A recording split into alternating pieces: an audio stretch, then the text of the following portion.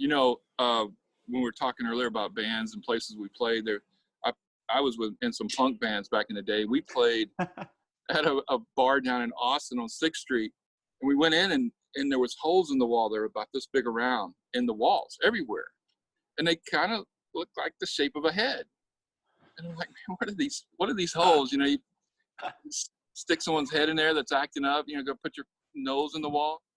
And as we started playing, I started seeing the guys would headbang into the walls. Wow. And they were trying to punch through the walls with their head, and they'd have blood all coming down their nose. That was crazy.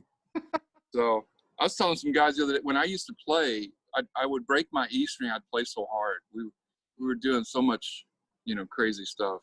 Yeah. That's probably why I got pain and stuff in my fingers. I really enjoyed listening when I got out of high school. I went on a tear with a lot of different types of styles of music, and I was kind of all over the place. By this time I was listening to Roger Waters and Pink Floyd pretty heavily. But man, when Tool came out, I was hook, line, and sinker on that band. Yeah. They're just unbelievably musically talented, and I love everything they did. And then of course I was listening to Rage Against the Machine because everybody was. But if it was grunge in '90s, which will surprise you, as long as it wasn't Nirvana. Yeah. I didn't get it. Now I'll tell you what though, I think Foo Fighters is killer. They can't do wrong in my book, but I just never could get into Nirvana. I mean, Smells Like Teen Spirit was a pretty good song, but after that I'm like, whatever, I watched a Beto, what's his name? Rick Beto, or Beto. Anyway, the guy from England that breaks down all the music. No, he's not. He's in New York. Anyway, he did Teen Spirit. He broke it down, what they were doing. He was talking about how, Kirk was this, came up with these weird chords. And even the knowledge and how sophisticated some of it was, I love Foo Fighters, Goo Goo Dolls, all that stuff. I cannot get into Nirvana. I couldn't either. They've got, admittedly so, I'll say that, I don't know, there's like 3 songs that I like. That's it. But like I never saw them live, wouldn't have cared to, even if they'd come out, and it wouldn't have mattered to me one way or the other out. Just my thing. And a lot of people fight me on it. They go, Foo Fighters is stupid. I'm like, no, they've been around pretty good. They're right up there with Coldplay. I saw U2 when they first came to the States, and they came to Dallas, and they played in the theater at the convention center, which holds 1,500 people. That's all they could pack out. What tour would that have been? Like Boy? That would have been Boy. War? Yeah, Boy. That was Boy. Wow. And they were getting some play, but they weren't big yet. And so that, to see them, you're sitting there and Bono is running up and down the aisle with a white flag. Yeah. It was a great show. That sold me on them forever, because I saw that energy. When the first downbeat, they never stopped. It was constant, energy going until the very end. I loved seeing them. And I've seen them a few times. We did some stuff with NXS up in the Seattle area back in 83, 84. And they were, great guys. But some of the new wave, some of that stuff was hard to swallow. Did you like any of it though? Like, did you like New Order or? I love New Order. Oh yeah. Okay. Even today, I'll go and put that on Spotify. Midnight Oil. The Clash. I love that band. It's so misunderstood. I love Midnight Oil, and everyone thinks, oh well, they only had a couple of songs. No, man, every album. And what people don't understand is that Midnight Oil, we were huge before they even came to the States. They've got like 12 albums. Right. I tell you what, if you want to get inspired again, especially writing and playing, go back and listen to Plimsolls. She's a Million Miles Away. Yeah. Oh my goodness, I love them. Violent Femmes. Yeah. And Dead Kennedys. I used to play with the drummer from Dead Kennedys. He was deaf as a coot. Had to do everything sign language. He'd blown his eardrums. But it was that was interesting. Well, that whole year though, after like right around high school and after high school, I was going to tell you the other side of my musical stuff that I was listening to is I really got into a guy named Otmar Liebert, and he is known as the sort of the modern day jazz Menko. So he was a Spanish guitarist. Okay. Yeah. His his name suggests that he's not Spanish, though. His name suggests he's German, because he is. He's half German, he's half Spanish. And the guy is like, if I could learn how to play guitar, I wouldn't want to learn how to play like swirling leads on a rock guitar. He plays finger picking style on it, and it's amazing. So I got into his music for a long time, and then started kind of going down that road. And I was listening to like newer jazz, like the Rippingtons. Yep. You know, a lot of different stuff. And what's interesting is that my first foray into this kind of thing that we're doing right here is that I used to host a show on KXCR 89.5 in El Paso, Texas. I did it every Sunday night, and it was the worst time slot. I did it every Sunday night from 11 to 12. The only person listening was your mom. It was. But I had just started college, and they're like, "Hey, do you want to be on the radio?" I'm like, "I want to be on the radio." And so I was playing, and they're like, "Do you know jazz?" I'm like, "Do I know jazz? Come on, of course." I knew like 3 bands. Right. I was like, "I know these." "Oh, well, do you know this?" I'm like, "Oh, yeah, I know them." And anyway, so they Chuck give me Mangione. Yeah, right. But they gave me a playlist, and they said, "Okay, pick from here." And I was the worst program director for this show, because they're like, "You can play any of these songs." They give me like 50 to pick from, and I'm like, "All right." So I don't know what flows. I'm just picking songs because I kind of lied and was like, "Yeah, I know jazz, no problem." Right. But I remember they said, "Look, you can't get too talky on the mic, and don't say anything weird. And you have to remember at 10, 20, 40 in the top of the hour, you got to you got to give the call letters, and you got to give the time." And I'm like, I did that for like 6 months, and I had like 4 listeners. But it was a hell of a lot of fun while I was doing it, and it was actually at the time kind of a cool way to meet chicks. It's like, "What do you do?" I'm like, "Yeah, I'm on the radio." DJ. Yeah, look at me. You have a big gold chain with the VW medallion. Well, what I really wanted to do, little couple of. I was hoping that it was going to lead me into something else, because the hour before my little stupid jazz program was a killer show called Stepping Out. And it was all of the college radio stuff. It was the stuff I was listening to. And I'm like, "Oh man, I hope that guy leaves, because I want to do that show." Yeah. Oh yeah. You know, I love college radio. You know, we get a little bit, you know, North Texas, you know, you can catch a little bit, but up north, up in the Northeast, I was stationed up in New Hampshire, and the colleges up there just tore it up. And it was like 24/7, and it was all, you know, music you wouldn't have heard from anywhere. So I loved it, because you know, you'd find this new group. "Oh, I got to go get that CD." And I mean, I've listened to the weirdest stuff. There's a CD I had to buy called Zulok, which was just electronic, weird music that was kind of put together. But at that time, it's like, man, that's really cool. Nobody's doing that. You know, it was like Jean-Michel Jarre doing his kind of stuff. You know, he's the guy that does the over in Greece, the big symphony things. Mark probably knows who he is, but Well, the other guy from Greece too that I was, for whatever reason, was totally into, is I liked listening to Yanni. Yeah. And then I started kind of getting into Enya, and there was I liked that whole like existential sort of mellow, just sit back and tune out the world music. But the other one that I started listening to, I'm pretty sure he's Belgian, I believe, but his name's Michael Cretu, and he was the guy behind Enigma, if you remember. Okay, yeah, I remember Enigma. Yeah.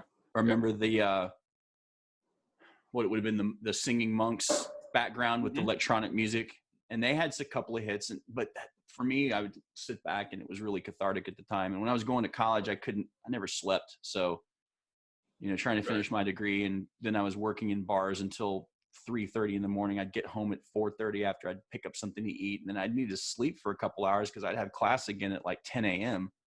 Right. You know, it's a long day when you got to go do microbiology at 10 a.m. after you've been drinking all night, playing in a bar. It's stupid. Right. What were you, so we kind of got off subject and talking well, we were not off subject, talking about music, but you said you were going to ask me something. What was it? Yes. Give me, I got to have a couple, but one, and I think you can do this because you listen to a lot of different types of music, and your conversation about the country that you listen to kind of more mainstream.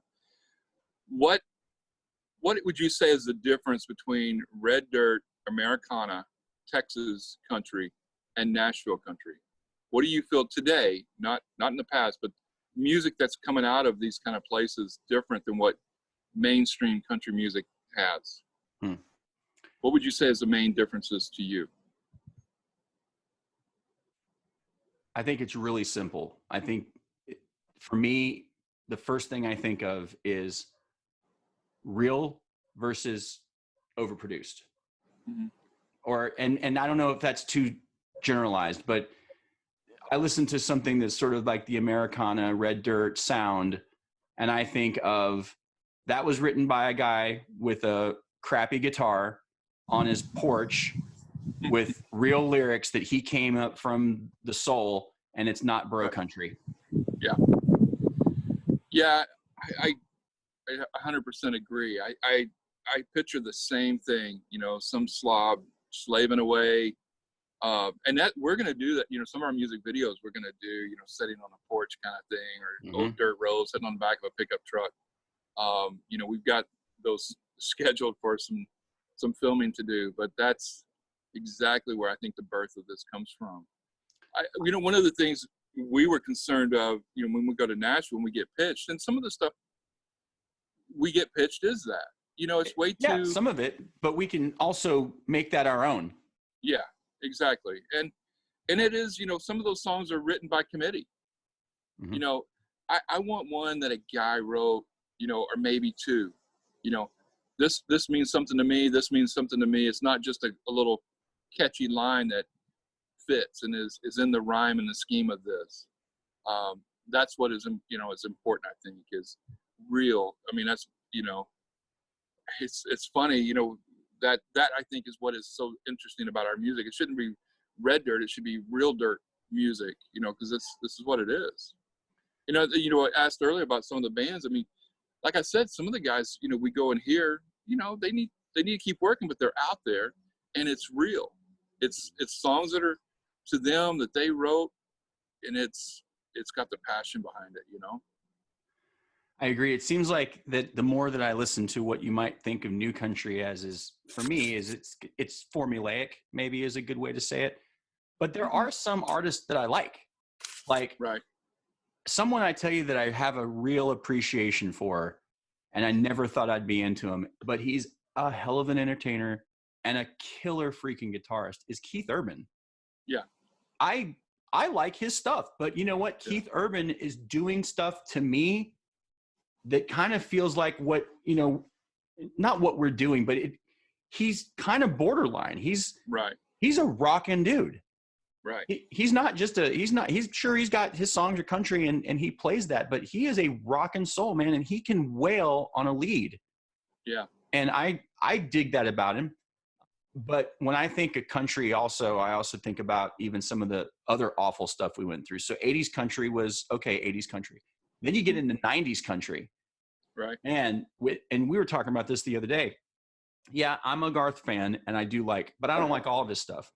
But I had a hard time getting into like 90s country, like, you know, even Tim McGraw. I have mad respect for Tim McGraw, but I mean, maybe it had to do with just all the years I was DJing. And if I heard "Don't Take the Girl One More Time," I was going to kill myself. You know? Well, that happens too, you know, when it's overkill. You know, I was stationed when Bruce Springsteen came out with his Born in the USA, every radio was playing it until, I mean, if he was on fire across the street, I wouldn't put him out. I can't stand, and I loved him up until that point. You know, but when I went up there, everybody was playing it. Of course, even the college radio it's like, man, I can't get away from it. Mm-hmm. But yeah, I think they can play stuff too much. Not our songs. Our songs, they can't play too much. They need to play a lot. Real quick to deviate from the subject, but I have to tell you something, or maybe you know this, because do you like Springsteen? Yeah, I do like him. I can appreciate him. Yeah, you can appreciate him. Yeah. You remember Manfred Mann's Earth Band? Uh-huh. And their one big hit? What was it? I can hear it. I can't think of the name of it. Blinded by the light. Yeah. Right? Wrapped up like a... Yeah. Do you know that that's a Bruce Springsteen song? It's a cover? I am not surprised. I can't believe it. And the Bruce Springsteen song is freaking awesome. Is it? Oh my God, it's awesome. Yeah, it's totally a cover. And I had all these years, Right. and it's probably because of the fact I'm not a huge Springsteen fan. I mean, I appreciate him, you know, Thunder Road and all that. Mm-hmm. But I went back and listened to it, and I was like, oh, that's what the hell they're talking about. Right. So Blinded by the Light, the song is wrapped up like a deuce. Right. It's about a car race, blinded by the light, and a 22 coupe wrapping around a telephone pole. Right. Well, I would have never known that by listening to Manfred Mann sing that. I was like, blinded by the light, you know, with the boulder, with a, did he just say boner on his shoulder, or is that boulder? Right. And exactly. But it's a catchy tune. But I had no idea that was a cover song. Right. Anyway, I just thought I'd throw that out there. It's dumb, but you know, there was a country band I was in, and we had to do one rock song, and it was all along the Watchtower. I love Hendrix. I mean, I've played Hendrix, you know, on bass and he's just amazing. Do you know who originally wrote it? That was Dylan. Have you ever heard the song? Have you heard him do it, his live version? It's reggae. Yep. It is unbelievable. I love it better in the reggae style, because you can really hear the words and everything. It was so amazing. And then Hendrix, he was the originator of, so everyone knows his version of Little Wing, which is really actually hard to find if you're looking for it, unless you have the album. But the lyrics to Little Wing is amazing. But then Stevie Ray Vaughan kind of brought Little Wing out and made that like this, holy crap, who is this guy from Texas? And how is he playing that, and what's going on? And because he just did it instrumental, a lot of people kind of forgot, oh yeah, that's Hendrix. All right, everyone. So we're wrapping up another interview with my good friend and brother from Red Dirt Outlaws, Delano Bryant. Hey, Del, I really appreciate you giving us some more time and talking about it. This is fun. I love doing the part where it just becomes an organic conversation and there's not really a lot of questions. I've actually learned a lot about you. And so this has been great because it's given us another opportunity to connect. And I really appreciate that. So thanks for being a part of it. Thank you. Thanks for doing this. It's really good. All right. So guys, here's the deal. Coming up right after this, give me about 5 minutes and we're going to start playing again live at Chance's house. I guess can't be live at Chance's house if I'm not going to play live. So I'm going to play some RDO songs, going to play some of my own songs, and I might even throw in a couple of covers just to have some fun. So you guys stick around and we'll be right back. Thank you so much.